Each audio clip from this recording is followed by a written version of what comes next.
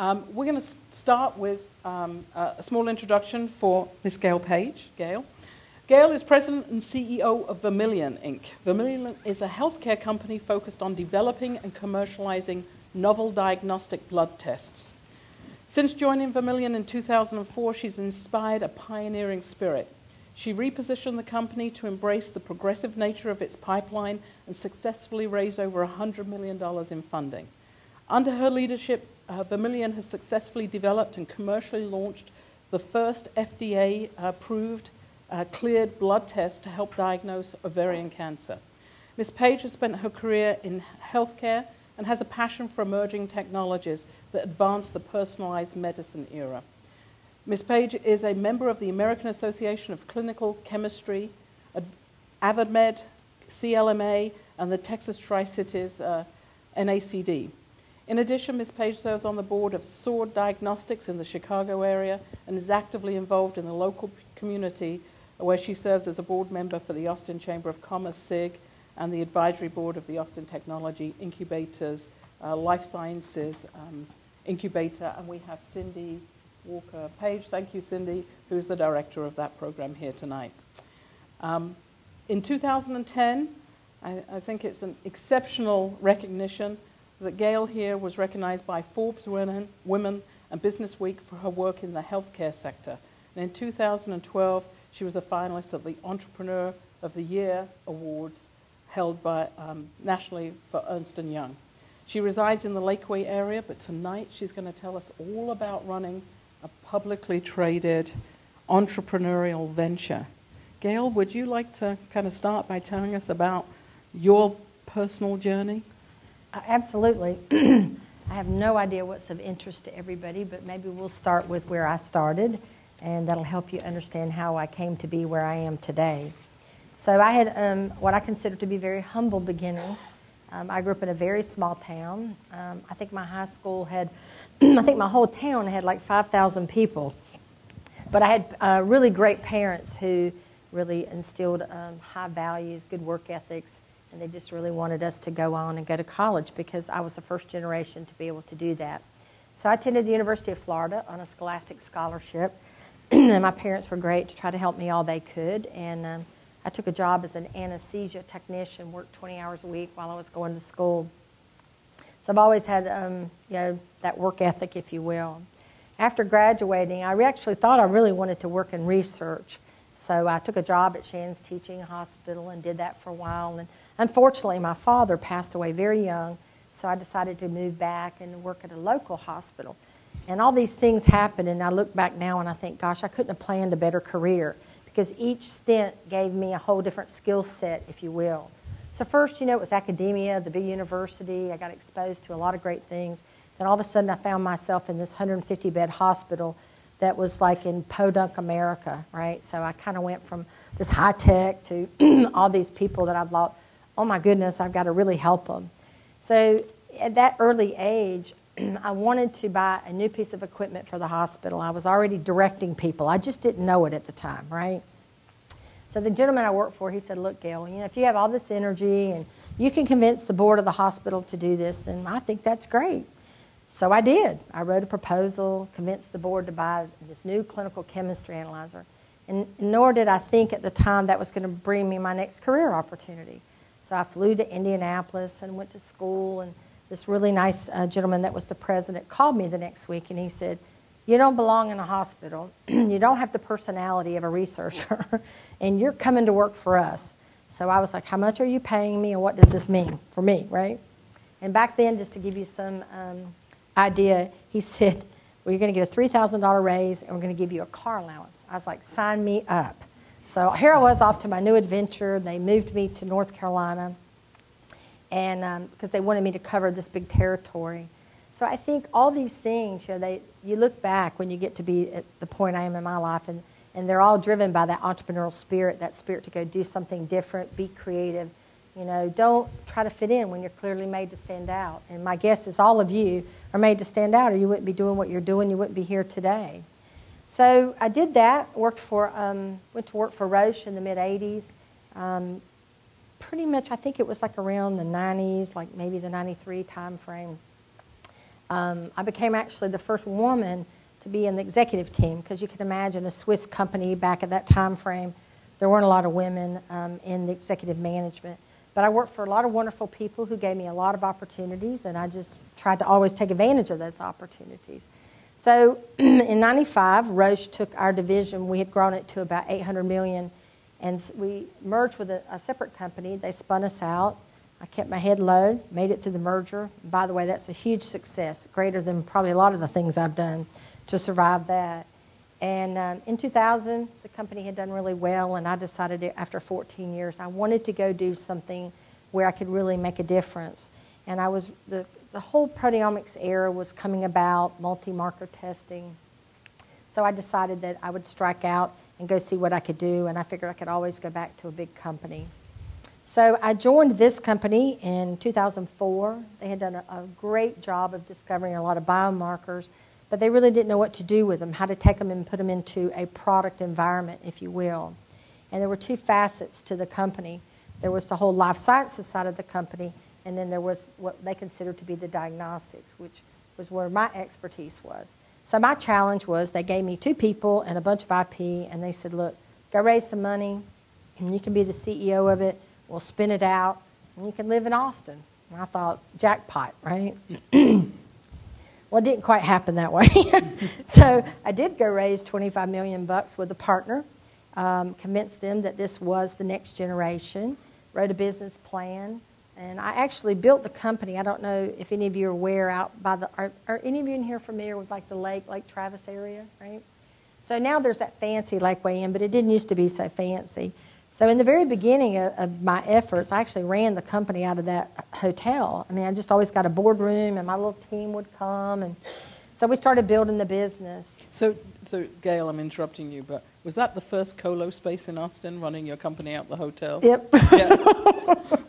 I mean, you have to do whatever it takes, right? We ran it out of my home. We ran it out of the hotel conference room, you know. And so the parent company hit a brick wall, had some issues, so then the board said, look, you know, we got to ream you in, we want you to run the whole thing, and by this time it was a huge turnaround effort. So we decided that we would sell off the tools business, but we would stay focused on the diagnostic component, because I always thought that's where the crown jewels were. And they had done so much work in ovarian cancer. So that was sort of the beginnings of the life of Vermillon, if you will. So that sort of gives you some idea of where I came from and how I got to where I am today. But you had some trials and tribulations, if I can call it that, at Vermillon. I mean, it wasn't an easy road. You didn't just have great technology and you went into the office every day and everything was perfect. I happen to know that in that turnaround situation, you had some really, really tough things to do. Very difficult things. So when the company was handed over to me, it was burning about $12 million a quarter. We had a little over $30 million in the bank, so we didn't have a lot of runway. But I truly believed that the IP they had and the work they had done, there was something there. So the first thing I had to do was come in and assess the business, and they had hired about, I think I inherited about 150 people. And unfortunately, because this company was founded in the California and the Bay Area, the payroll was extremely high per capita because they'd hired so many MDs and PhDs. And although everybody's important and everybody has their roles in company, you just don't need that degree of a person in every job. So, and they had also signed up for a lease that was just unbelievable. They just went out and leased 60,000 square feet. And in essence, what you can learn from it is what they did is they built the business thinking that the business would come instead of like building the business and growing with the business. So the first thing I had to do was to sort of get the burn under control and figure out what I had. So we did. We went off-site, and I took the team off-site, which they'd never done before. I brought in a facilitator, and literally people were crying. I mean, they were so passionate about the business, and they were so worried. But we figured out a plan of how to, first we had to divest the tools business. So we knew that that would take care of a lot of things. So what was really important to me, too, is I had a lot of people. You know, you just care about the people. I did. And I thought, I've got to find a path forward so that these people are preserved. So we went out and we found a buyer for that part of the business, and they agreed to take 90 people, and they actually took half of the lease. So that began to give us some reprieve. So that was the first thing we had to do, because without that, Nothing else mattered. And that's why I find over all the years, I've been doing this 8 years now in this company.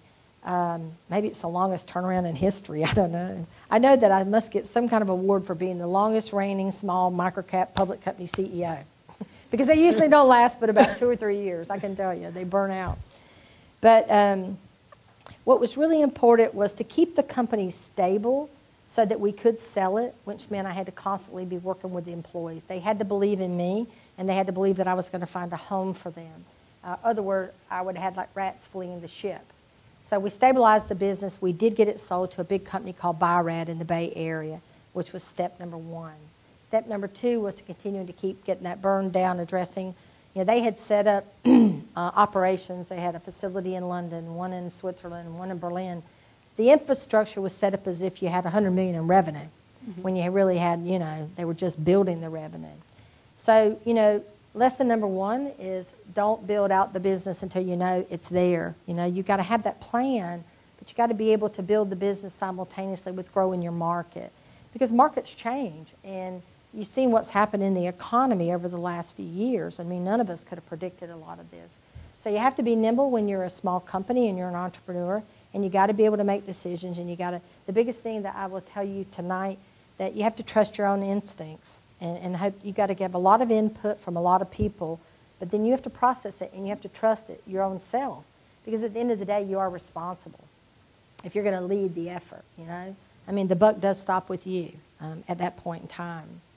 So right after we restructured, well, we got rid of the tools business. Unfortunately, this company had done a $30 million convertible note. So, you know, that should be against the law, and it's not. But for a company that is not creditworthy, and to me, creditworthy means you're profitable, to go do a $30 million convert was like virtual suicide. So now all of a sudden I had all these convertible bond holders out of New York breathing down my neck. So the biggest mistake, so is anybody in here from New York? I just don't want to offend anybody. Oh, God, did you have to be from New York? But you're kind of not from the city, right? So the biggest mistake they made, for you ladies in the audience, is that they totally underestimated, let me just say this, they mistook my politeness for weakness, right? So just because I have manners and just because I grew up in the South doesn't mean that, you know, I didn't have backbone. In fact, they found I had a lot more backbone than they could have ever imagined. So we found a deal to restructure that note and to give the company the bandwidth and the runway that it needed to really exploit the IP. And that's when we converted it to Vermillon, which it is today. And believe it or not, we were successful. We raised $22 million and we had $19 million in debt.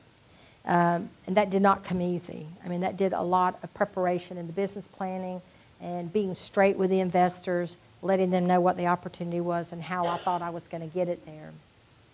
So then we had to go and we had to pursue an unbelievable clinical trial, because I don't know how many of you are health related in your career, but this test was going to be one of the first to go through the FDA of its kind.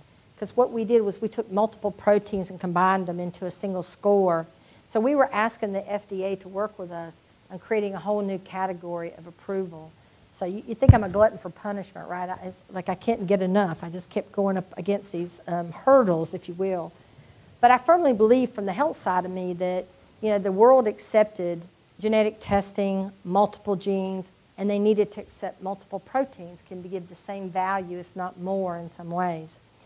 So I'll fast forward past that to let you know that we spent a lot of money, and we did it very well.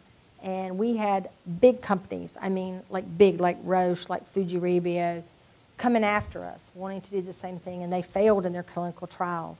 So if you go out there, lesson number 2, just because people have a lot of money, don't make them smarter than you are.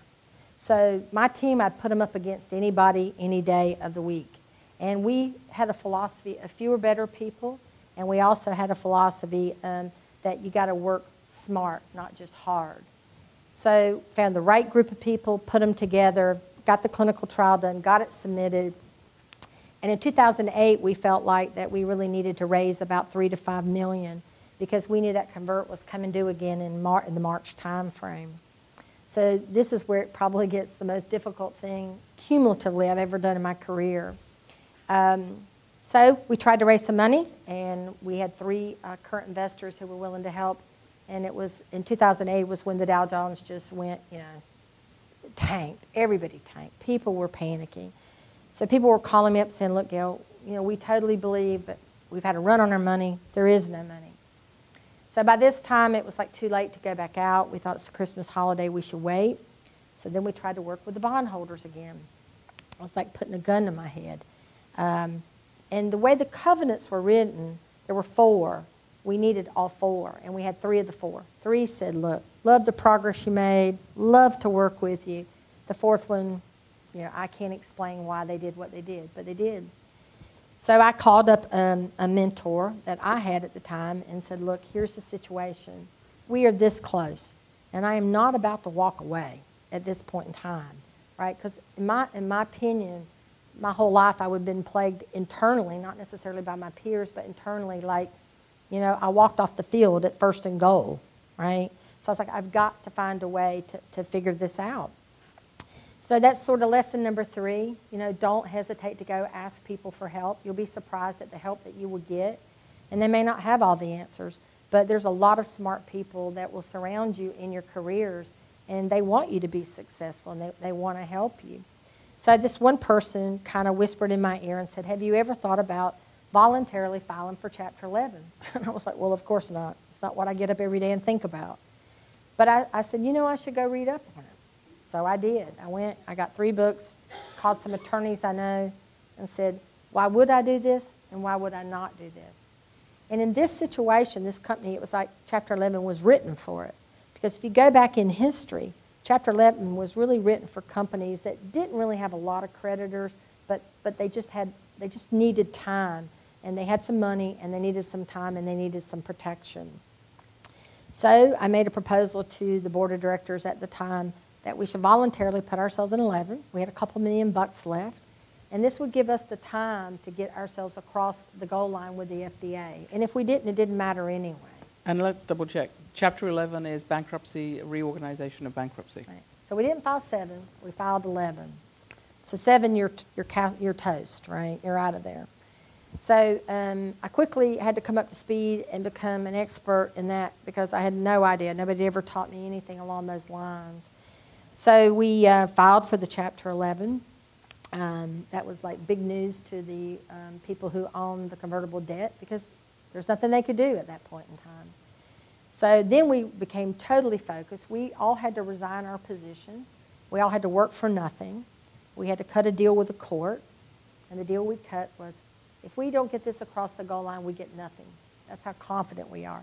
But if we do, then we want a piece of the action, which we thought we deserved.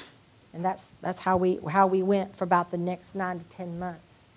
So my daughter was running around the house, turning off the light switches, no shopping, no spring breaks, no nothing, right? We were living off of our savings account. That's lesson like, I think I'm on 4. Be sure you got a savings account because you never know what you're going to encounter. So we went through the process of the Chapter 11. We did, and it took us, we filed in March, and we finally got the FDA clearance in September. And I have to tell you that we were very fortunate. We had a bankruptcy judge. His wife was a pediatrician. And so whenever I went in to talk to him, I mean, I was credible, my stories were credible, and he really worked with us. And when we got our FDA clearance, it was the beginning of the whole turnaround. So then we were successful in working with our partner, Quest Diagnostics, to, I called the CEO, and he said, I cannot believe that you guys hung in there and did this. How can I help you? I said, well, money would be a good thing right now. We were very low, I mean really low on cash. So then we obtained what they call a debtor in possession loan from Quest for $1.5 million.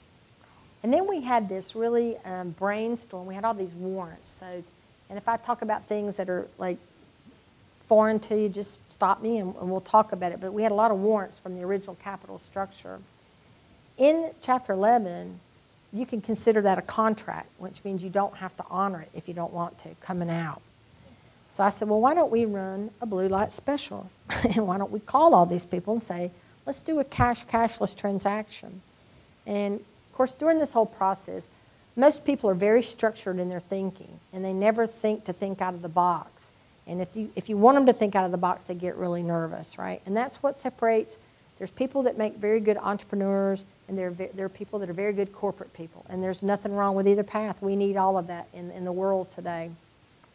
But we did this whole cashless transaction. And by that time, we had the approval. People were like, yeah, we're working with you. We raised $3 million in 1 week. One of my directors and myself and my general counsel were on the phone. We were dialing for dollars. And so that gave us enough money to stabilize so we could breathe. And then we wrote our plan of reorganization, which I'd never done before. So a real key thing in all this was having great attorneys.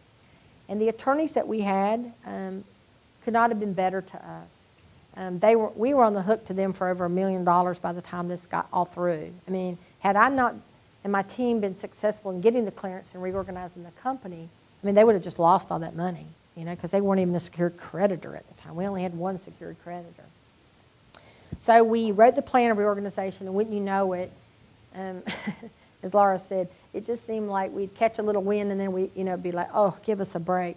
So the judge approved the plan of reorganization like the second week of December and said, you've got 30 days to go raise the money to come back and fund your plan.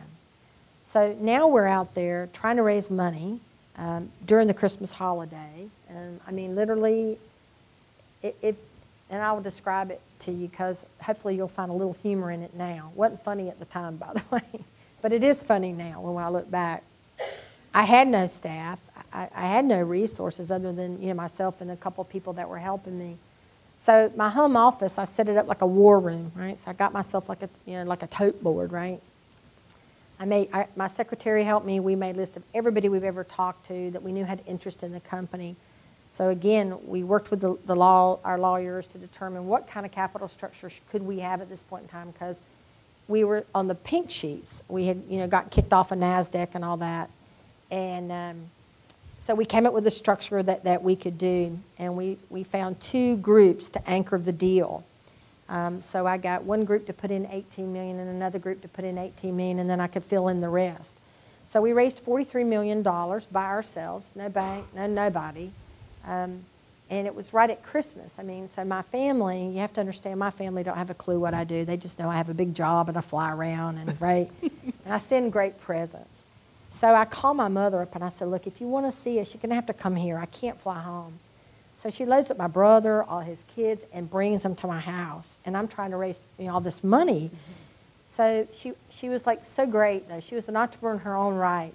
So she's organizing the family, like to get up every morning and leave the house. She's bringing me coffee. She's bringing me like comfort food. And I would come out and say, okay, $5 million. We got $5 million. So she really got into it, right? She's like, I don't know what we're doing, but this is really fun. I love all this money, right? So we kept adding it up, and then we'd have people dropping out, people adding in. I was chasing people. One guy was going to Barcelona for Christmas, and I'm trying to track him down to get his money. And the key was not only did we have to raise the money to fund the plan, but people had to agree that their stock would not be registered for 90 days, and they also had to agree that this would go into an escrow account, and then once the plan was approved by the bankruptcy, then it could be funded. So try explaining that to a bunch of people. Oh, my God. I don't know how come don't have all white hair right now. But we got it done, and we finished up at about 11 Central on Christmas Eve, because that was our deadline. And then we had to pick right back up right after Christmas, get all the escrow, get everything ready, because we had to be back before the court on January 7th. So then he approved everything, and we emerged out of Chapter 11, and then we paid off all of our creditors 100% on the dollar, which is really unusual, and we reinstated all of the equity. So nobody lost any of their shares. And that's why I think people like Forbes and Business Week cited us as the greatest biotech turnaround in 2000, I guess it was 10. I think it was 10 they did it. Because we really did care about our shareholders, and we really did care about our people and our investors, and nobody, excuse my language, this is not real professional, but nobody got hosed in the deal. You know, we took care of everybody. And then we brought our employees back, and we hired me back last. I wanted to make sure everybody was taken care of, and we did. And then we launched the product in March of 2010. It's a long journey. A long but a very successful journey, ultimately.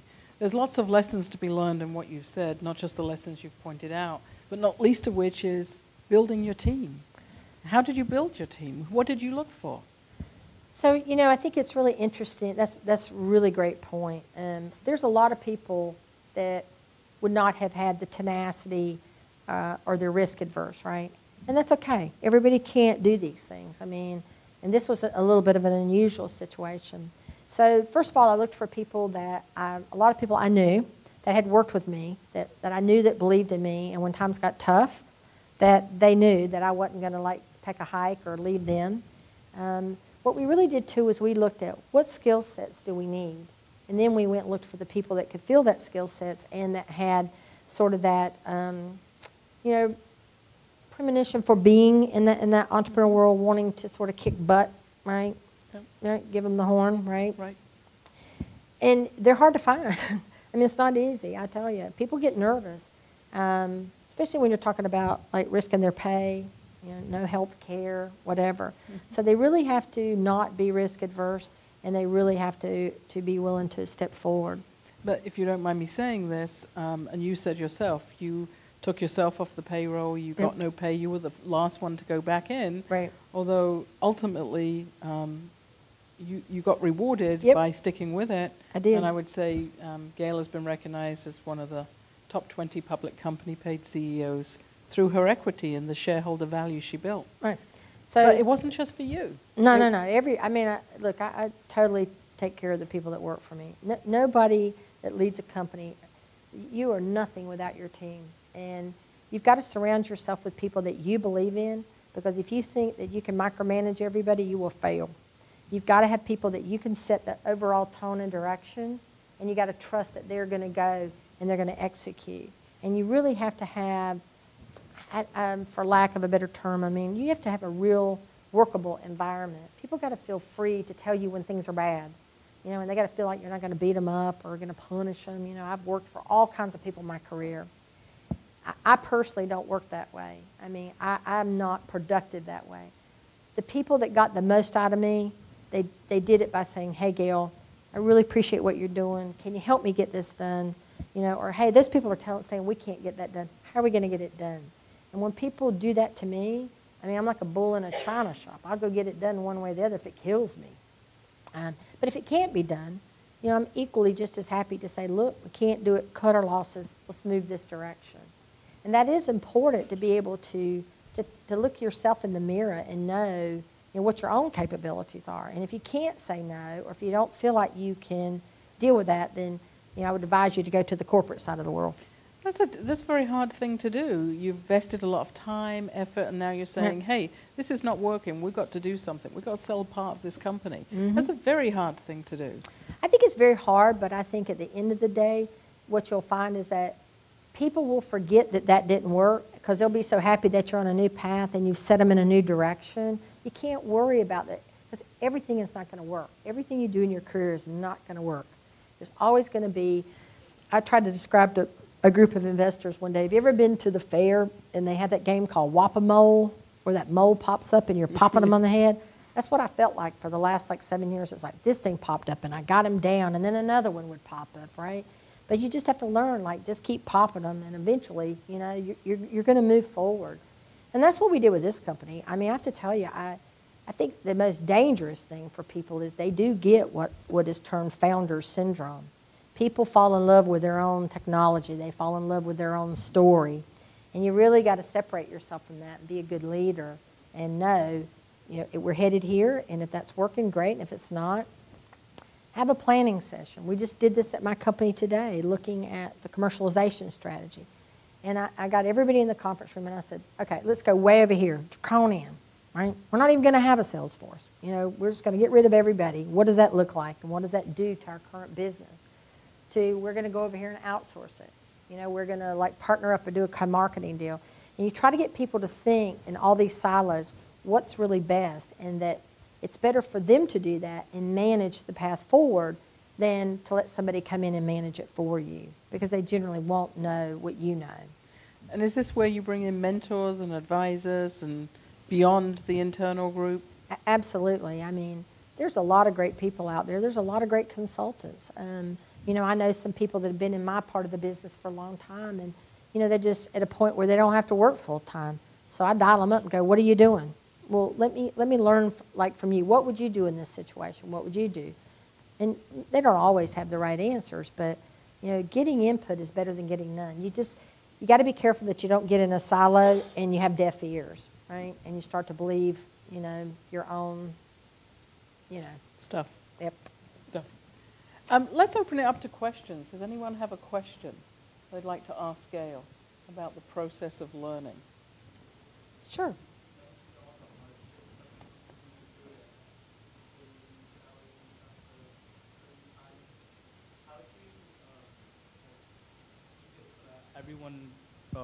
Thank you. Everyone was able to still believe in the company and to stay on despite all the hardships.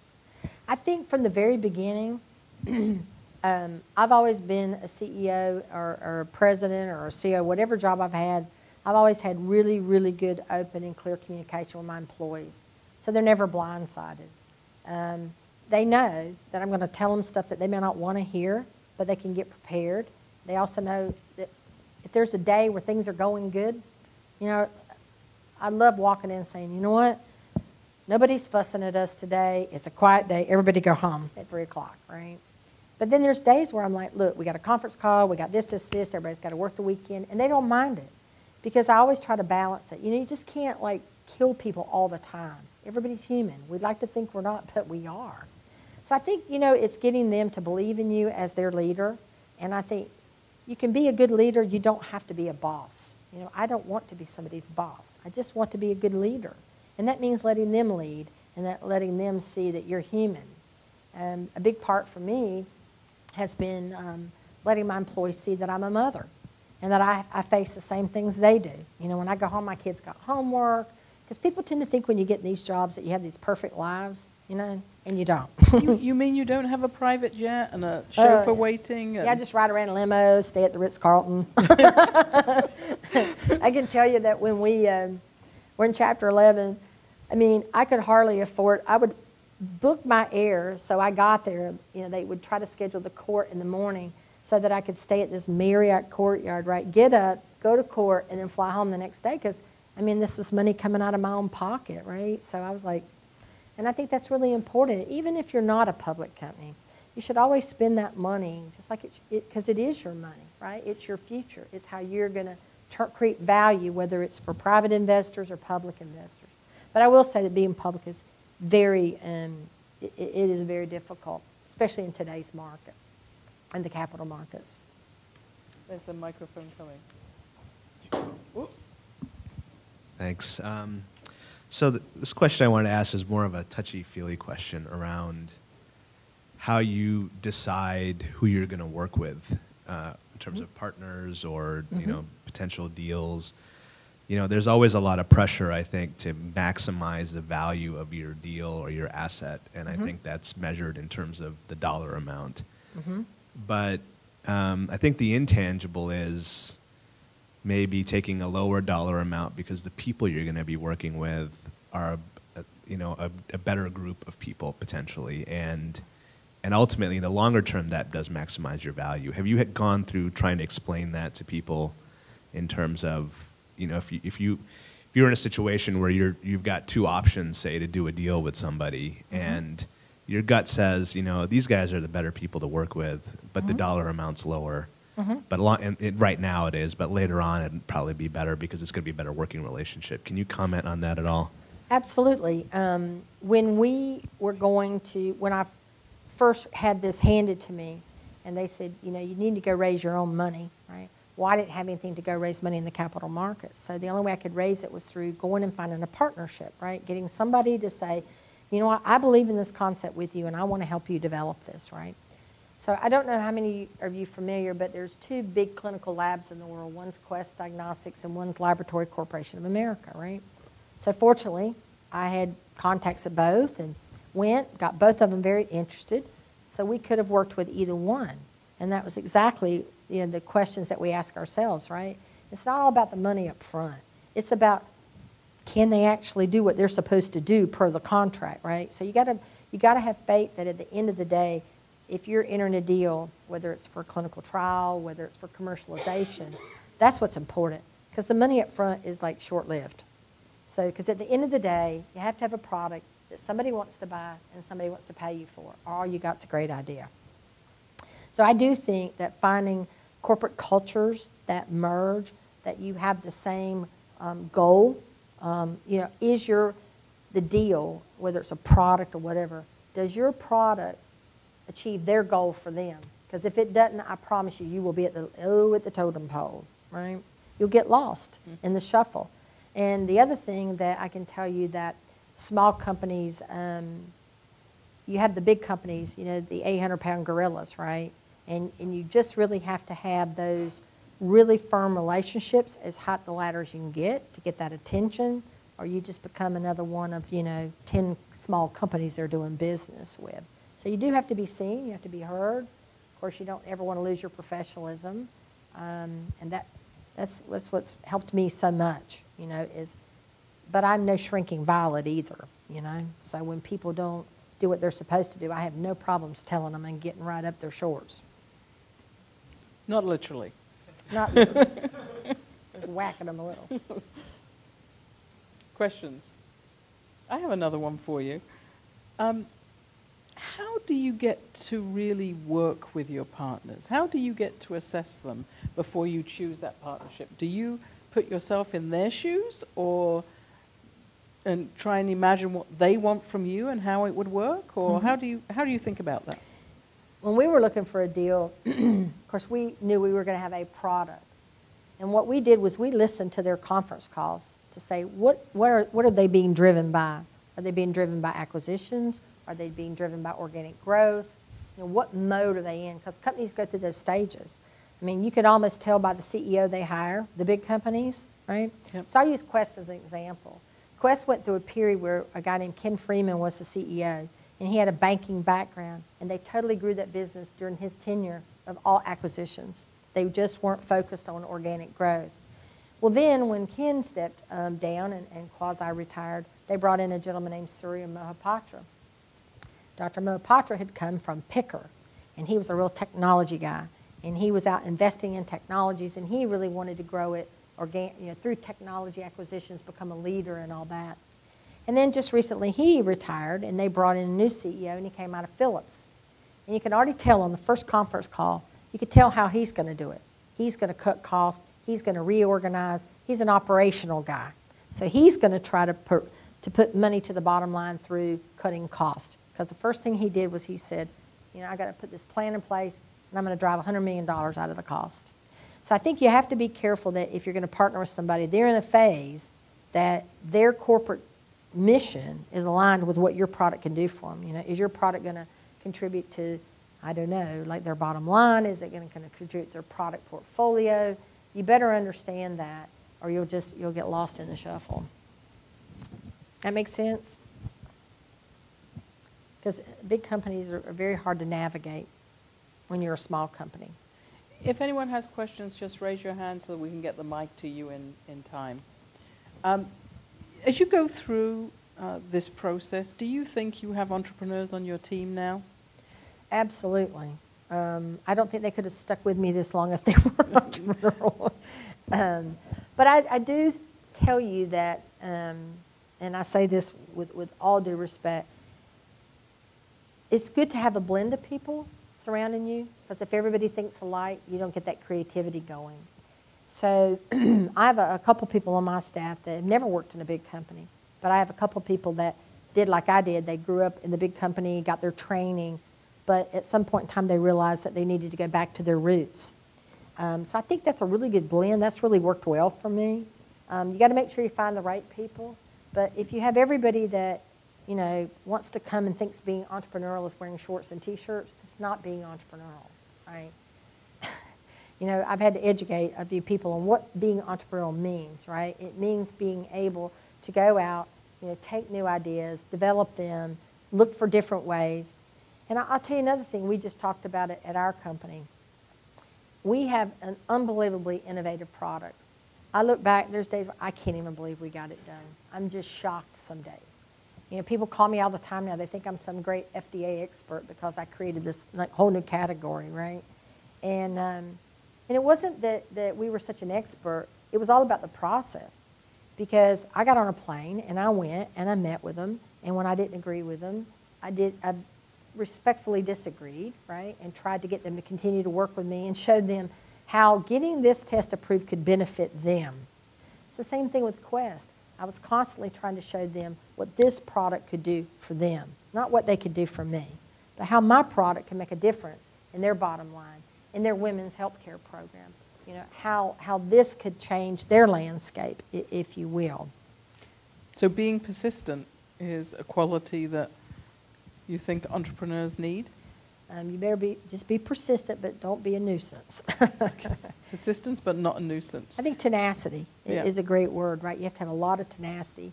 And there's a lot of days where people will try to tell you certain things, and there are certain days that might be right, and you have to listen to that and back up and come at it again.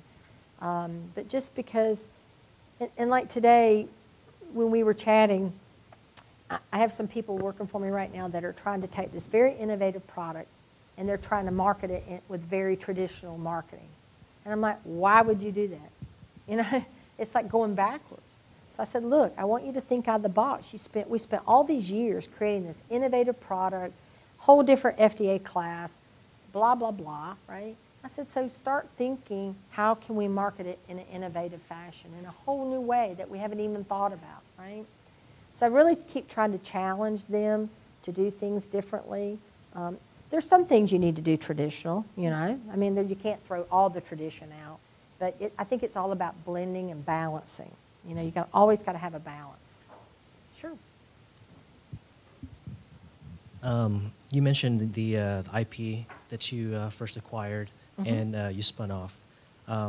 Once you passed the FDA trials, and you mentioned that you had the other companies nipping at your heels, what's the I guess the IP, the patent situation as it stands, and how do you see it going in the future as far as this new category becomes more fleshed out, more developed? Do you see this as a huge problem or something that you can work with as far as protecting yourself and your IP? Sure. IP is like, you know, it's all you got at the end of the day, right? And when you're trying to raise money, that's the first thing people always want to know is what makes you proprietary? What's going to sustain your business model, if you will?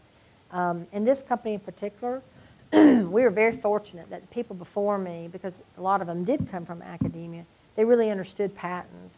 And the money that they raised back in 2000, they spent it wisely in working with some of the top patent firms. So if you're ever going to spend money wisely, I would say that's a place to do it.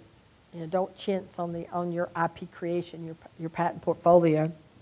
And we've been very fortunate that in working with these firms, when biomarkers were first coming out, nobody really knew how to create this patent portfolio.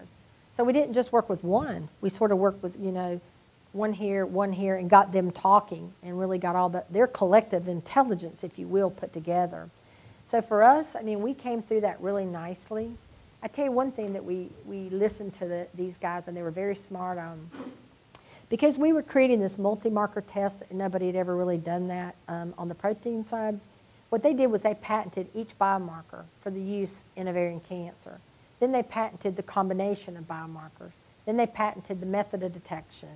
And for a long time, we thought we were going to patent our software. But then we got smart along the way, and all of a sudden the attorneys put the brakes on and said, you know what, Gail, I don't think we should do that. I think we should keep that a trade secret.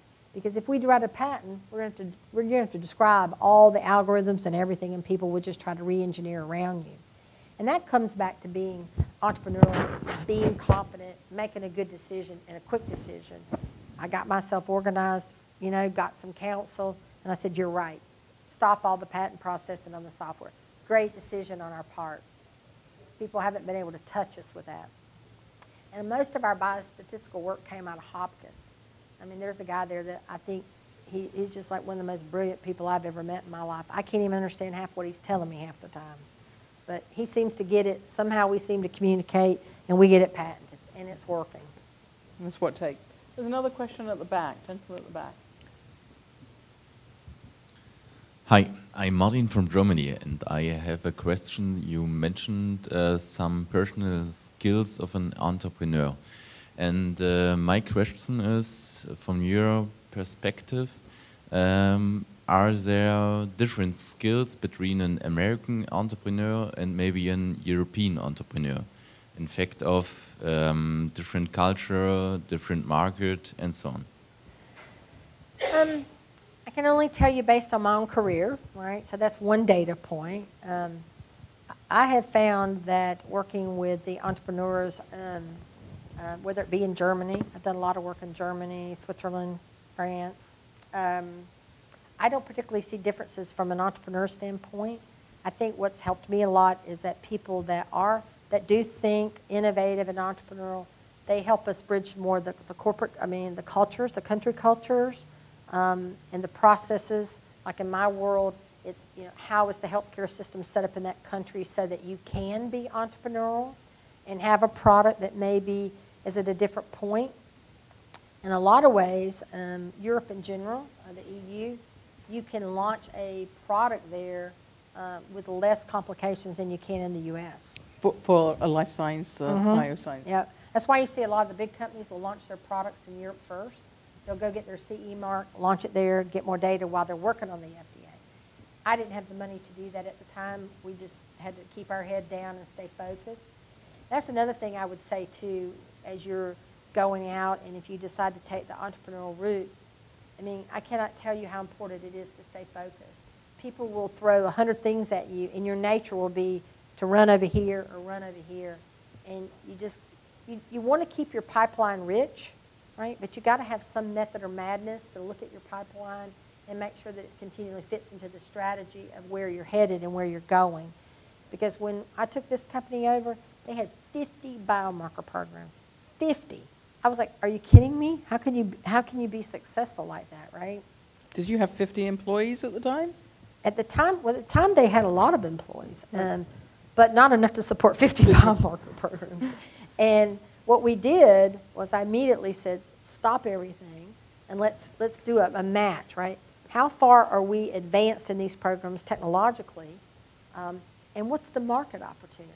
Because you can have the best product in the world, but if there's no market or a viable market, I'm not really sure why you're doing it, right? Because at the end of the day, you are in there to make money, to build a business. So then what we did was we sort of did a cross-reference, right? I forced them to do a cross-check.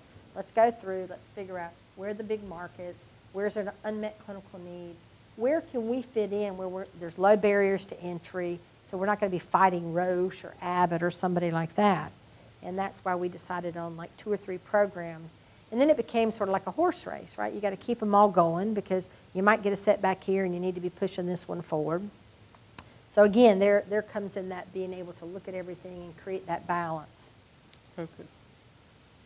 I think also in answer to your question, from my experiences overseas, both Europe and the PAC Rim, it's not so much that the entrepreneurs are different as much as the environment they're in is different. So in Australia, they have something called the tall poppy syndrome, which means if someone gets above the rest of the middle class, it's like, hey, you're putting your head up a bit too high and you're a target for someone. But now those cultures have changed. As you look around the world, most modern society cultures are heading more towards entrepreneurial endeavors because, of course, that's been the great wealth-generating and job-generating engine of the last 20 years.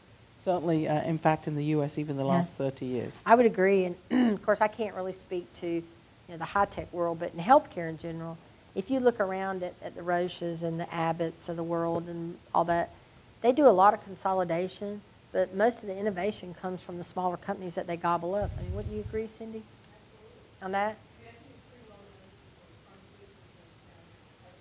Right. Right. Mm-hmm. Now, with the changes in the capital markets, and everything that's happened recently, the other trend I've seen is that they used to would come in and sort of take out companies at like this level, but now they want to move it up. They're getting more, they want you to de-risk the story to the point where you're like, well, at that point, then why do I want to sell it to you, right? So I've seen the pendulum kind of go over here, and it's got to find some balance, right? But I'd have to say that the big companies, I don't see that much innovation in products. They're very good at innovative business processes, you know. They're very good at logistics and things of that nature, but when it comes to the actual developing, whether it be a diagnostic test or a device or a pharmaceutical product, they tend to really count on the entrepreneurs to do that. Challenges of being public. You're running an entrepreneurial endeavor in a highly regulated environment, and you're public. It's a nightmare. It's a nightmare on bee caves. No, I'm just kidding. It's very challenging. I mean, this company, you know, frankly, after we did the restructure, we would have loved to take it private for a while and then maybe done an IPO later, but it just wasn't in the cards to do that.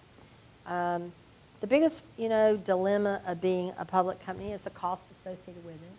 So the costs that I have to face are no different than in some categories. I mean, there can be a guy over here that's profitable, you know, a $1 billion company, and Price Waterhouse or, you know, Grant Thornton or whoever's doing all their auditing, you know, it's virtually the same price. So it's unfortunate that what happened in the industry relative to public companies, you know, they tried to apply these metrics across all companies, whether you're this size or this size. So the cost of being public, you know, is really onerous on small companies, if you will. But the flip side is that small companies, you know, the public companies give you a lot of liquidity, right? They give you access to capital. There's things that you can do. So again, you know, there's pros and there's cons. I would say that as a small public company, another thing that I find very difficult is that even the NASDAQ, your private equity firms, they all have these rules and regulations as if we're living in a perfect economy. I can't invest if you're not a $5 stock. I can't invest because I'm a pension fund and you got to have this market cap, right? They have all these rules, but they really only apply as if we're living in la-la land like we were back in 2000 or whatever. And even the NASDAQ, I mean, I was so bold that I had a meeting with them and I said, look, you know, the rules for being on the NASDAQ, they have all these rules, right? You got to have certain, like, liquidity, you got to have a certain market cap, blah, blah, blah. And I said to them, how can you tell us that we all have to live by these rules when the Dow's here and the S&P's here, et cetera? Of course, they really had no answer, and I think they were shocked that I had the guts to say it to them. And I didn't say it disrespectfully, but I did it rather to be provoking, to get them to think about that they're taking these set of rules and sort of force-fitting them. But the sad part is you have to deal with it because, you know, it's like an uphill battle to try to change all that. But it's one voice at a time. So what that does, too, for small companies is it breeds a lot of retail investors. And, you know, you don't always get the institutional investors that you'd like that really can help you see, you know, build the company. And unfortunately, with retail trading, you get a lot of people that invest. They have no idea what your product is, what you do, you know, and they're always upset if, you know, all they want you to do is manage to the stock price. And that's really actually very against all the Sarbanes-Oxley rules, right? You're not supposed to manage to the stock price. You're supposed to create shareholder value. But there's a real difference when you're the CEO and what you believe is creating shareholder value versus, you know, a retail shareholder that was looking at the trading desk and saw your stock making a run and they bought and then they didn't know when it was going to turn and all of a sudden they didn't sell and now they're all mad at you. So there's a lot of that. There's not enough money in the world to pay you to deal with some of that. It's really, really unfair to the public company CEOs. I see it all over. It's not just us, but that's a real downside.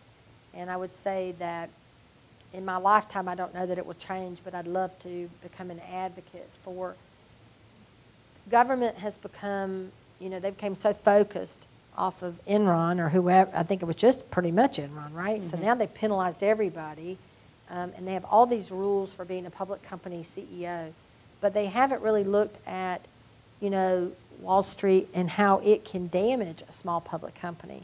So you have all this computer trading and things that happen, right? Your stock will start to take a run, and all of a sudden you'll see all this trading going on, and it's almost like they're swapping stock. And what it is where the computers grab on and they start trading back and forth. There's not even a person trading your stock. And then you've got investors calling you up, well, what's happening? How come you're trading? Da-da-da-da-da. and you have no idea. And they want an answer. And even if you knew it, because you're public, you can't tell them, right? Or you, like if you raise money, they call you up, oh my God, you just raised money, you just eluded me, how come you didn't tell me? And they don't realize you can't say anything. I mean, the rules of a public company CEO are extremely stringent, and you have to be on your game all the time. Sounds like a second adventure. Gail, would you like to leave us with any thoughts about what any of these folks should do as they look towards their entrepreneurial adventures in life? I think probably the most I think I stated them and I'll restate them. I think the most important things are, you know, you've got to trust your own instincts. Generally, your instincts are your best navigator. And I think the second thing I would say is surround yourself with really great people, whether they work for you or they work with you. I mean, don't make it all about you. Entrepreneurs, that doesn't equate to, oh, I'm a solo person, right? A lot of people think that, though. They think, oh, I'm an entrepreneur, I got to do it all myself, I got to think by myself. But don't, you know, use the collective intelligence of the network that you build as you grow in your life. Would you all join me in thanking Gail Page for coming and sharing her story with us tonight?